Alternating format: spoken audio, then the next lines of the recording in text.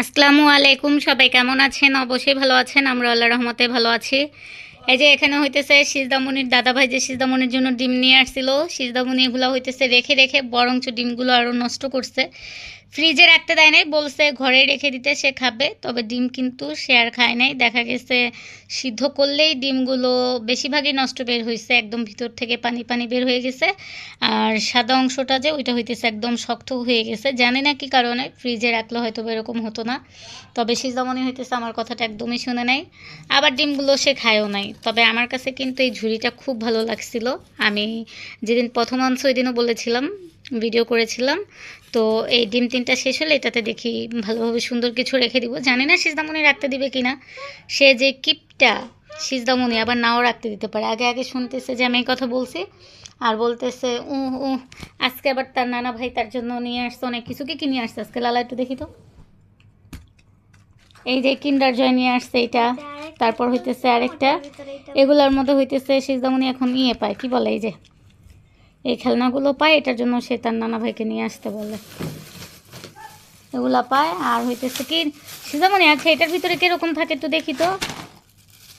এই যেটার ভিতরে তোমার কিন্ডার জয়টা কিরকম থাকে, যেটা তুমি খাও। আর এই যে তার জন্য কেক আনছে। তারপর হইতেছে কিন্ডার জয়টা তো দেখাইলামই, এটা ভালোভাবে রাখি।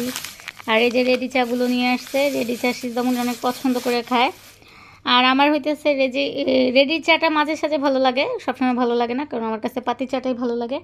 যখন হইতেছে অনেক বেশি মাথা ব্যথা করে তখন দেখা যায় আমি একটু পাতি চাটা খাই, তখন মাথা ব্যথা কমে। আর এই যে আমি এটা একটু দেখাই, সিজদামণি মাত্র খুলতেছে, মানে এই যে এটার অবস্থা কি অবস্থা।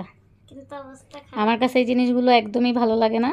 বাচ্চাদেরকে আমার আঙ্গুলেও ভরে গেছে, আমার নোকে ভরে গেছে তার সে চকলেট। তো আমার কাছে না এগুলো তত একটা ভালো লাগে না। যেগুলো হইতেছে ভালো, আরেকটা আছে না কিন্ডার জয় পাওয়া যায়, ওইটা হইতেছে, ওইটাও মোটামুটি ভালো লাগে। আগের মতো তত একটা টেস্ট নাই। আগে কিন্তু অনেক ভালো লাগতো, এখন আগের মতো আর ভালো লাগে না। কোনো কিছুতেই আর আগের মতো মজা নেই। এনো তোমারটা তুমি নাও। ইস, এটা আমার হাতে লেগে গেছে।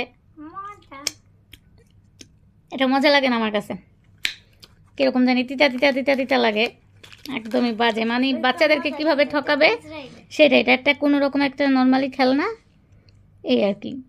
আসলে এগুলো হইতেছে একদম ঠক এইসব জিনিস কেনা। আর এখানে হইতেছে যে তার রেডি চার সাথে মিনি প্যাকেটগুলো নিয়ে আসছে, এগুলো হইতেছে সে খাবে। আর নিয়ে আসছে সাথে একটা চিপস। এই হচ্ছে সিজদামণির আজকে তার নানা ভাই নিয়ে আসছে তার জন্য টুকিটাকি তার বাজার।